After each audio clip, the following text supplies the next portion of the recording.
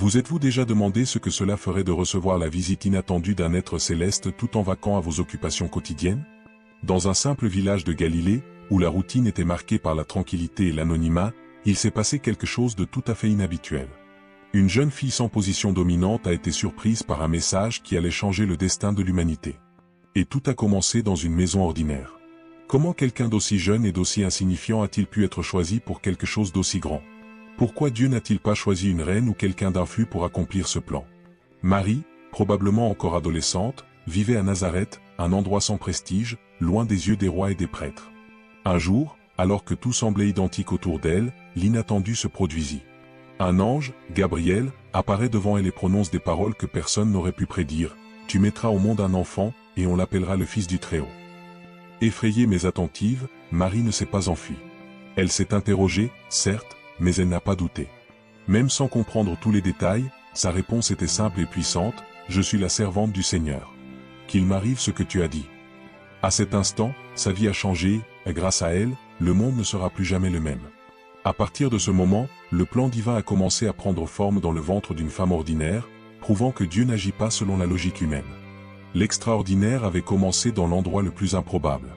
Les paroles de l'ange résonnaient encore dans le cœur de Marie lorsqu'il lui révéla quelque chose de plus déconcertant encore. L'enfant qu'elle porterait ne serait pas d'origine humaine. Il s'appellera Jésus. Ce n'est pas un nom choisi au hasard, mais un nom dont le destin est tracé depuis avant la création. Il sera appelé le Fils du Dieu vivant. N'ayant connu aucun homme, sa question n'était pas une question d'incrédulité, mais de perplexité. Comment cela va-t-il se passer? La réponse de Gabriel est aussi puissante que sereine. L'Esprit Saint descendra sur elle et la puissance du Très-Haut l'enveloppera complètement. Ce qui naîtrait de son sein serait saint, pur, divin. À ce moment-là, l'impossible a pris forme. Le Créateur a choisi d'habiter dans le ventre d'une jeune femme au cœur bien disposé. Une vierge. Un plan éternel initié non pas avec des armées, mais avec la foi. L'ange, avant de partir, souligne « Rien n'est impossible à Dieu ». Marie, face à l'inconnu, a choisi de faire confiance. Il n'y avait ni signe, ni garantie, ni explication rationnelle. Il n'y a que la certitude que le ciel s'est incliné vers elle. Le plan du salut ne commencera pas par la gloire aux yeux des hommes, mais par l'obéissance silencieuse dans un village oublié de beaucoup.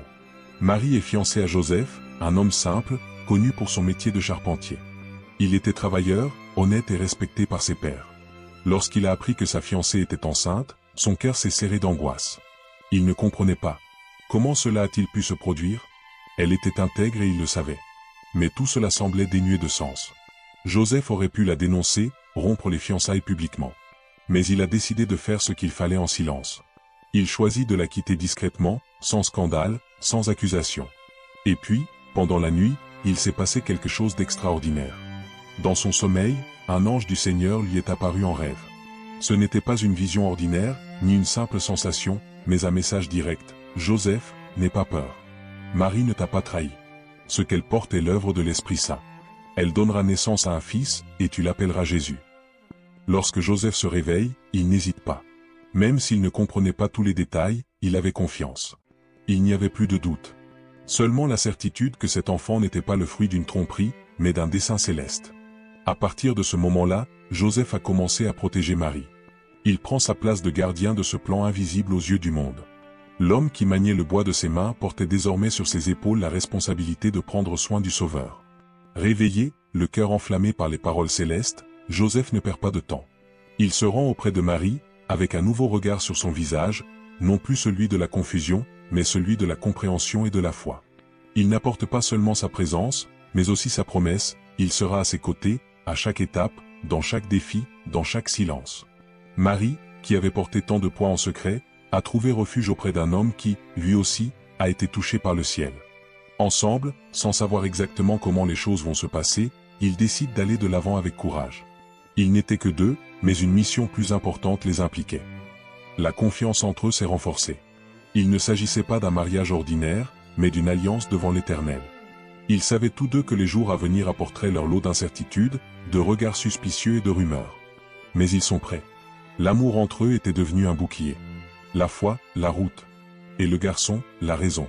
Sans grandes ressources ni privilèges, ils ont commencé à se préparer. Ils ne connaissaient pas encore les voyages, les dangers, ni même le lieu de la naissance.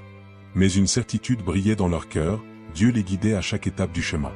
À cette époque, un ordre venu de Rome résonne dans toute la région. L'empereur César Auguste exige que chaque citoyen retourne dans sa ville d'origine pour le grand recensement. La nouvelle se répand rapidement, atteignant même les villages les plus éloignés, dont Nazareth. Joseph, descendant direct de la lignée de David, c'est ce qu'il doit faire. Il devait se rendre à Bethléem, la ville de ses ancêtres. Mais maintenant, il n'y va plus seul. À ses côtés se trouvait Marie, qui avançait dans les mois de sa grossesse. La route serait longue, le terrain accidenté et l'inconfort inévitable. Mais ni l'un ni l'autre n'hésite. La marche demande de la force, mais elle est motivée par un but. Des kilomètres de poussière, des nuits froides et la fatigue de quelqu'un qui porte plus qu'un corps, il portait une promesse. Lorsqu'ils sont enfin arrivés à Bethléem, la ville n'était pas ce à quoi ils s'attendaient. Il y avait des gens partout. Le mouvement était intense et chaque abri était déjà plein. Porte après porte, la réponse était la même, il n'y a pas de place libre. Le temps presse et le moment de l'accouchement approche. Maria sentait déjà qu'elle ne pouvait plus attendre. C'est alors qu'un homme, également charpentier, propose ce qu'il a, la maison est pleine, mais il y a une place à l'arrière. Simple, humble, mais c'est ce que je peux offrir. Ce n'était pas un endroit noble, mais c'était suffisant. Assez pour que le ciel touche la terre. Dans le calme d'une étable, entourée d'animaux et de l'odeur du foin, quelque chose de sacré était sur le point de se produire. Au cœur de la nuit, alors que le ciel est constellé d'étoiles et que le monde est encore inconscient de ce qui est sur le point de se produire, Marie ressent les douleurs de l'accouchement. Pas de médecin, pas de sage-femme, pas de réconfort. Juste le silence, le foin et la présence discrète des animaux qui l'entourent. C'est dans la simplicité de cet abri que Jésus est venu au monde. Elle l'a enveloppé dans des tissus, avec le soin de quelqu'un qui sait qu'il porte le plus grand trésor de l'histoire. Il n'y avait pas de berceau. Elle l'a donc couché sur la paille douce à l'intérieur d'une grotte qui servait d'étable. L'endroit était froid, mais il y avait celui qui apporterait la chaleur dans les cœurs. À la périphérie de Bethléem, les champs se reposaient sous un ciel étoilé. Les bergers veillaient sur leurs troupeaux. Soudain, l'obscurité se remplit de lumière. Un cœur céleste rompt le silence.